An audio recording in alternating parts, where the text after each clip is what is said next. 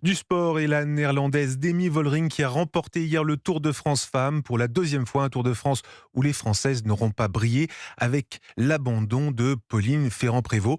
Christopher Philoc. L'an dernier, le Tour de France Femmes brillait sous les couleurs françaises. 4 victoires d'étape, Pauline Ferrand-Prévot qui l'emporte. Cette année, le contraste est frappant. Aucune victoire d'étape française. Et évidemment, la déception majeure aura été la méforme puis l'abandon de la tenante du titre, Pauline Ferrand-Prévôt. Marion Rousse, la directrice du Tour. Je pense que c'est la première déçue de ne pas avoir été à 100% de ses capacités sur l'événement, mais ce qui ne veut pas dire que l'année prochaine, elle sera pas dans le coup pour aller jouer la victoire finale. Seule française dans le top 10, Cédrine Kerbaol, 6e au général. Elles étaient 4 coureuses tricolores dans le haut du classement l'an passé.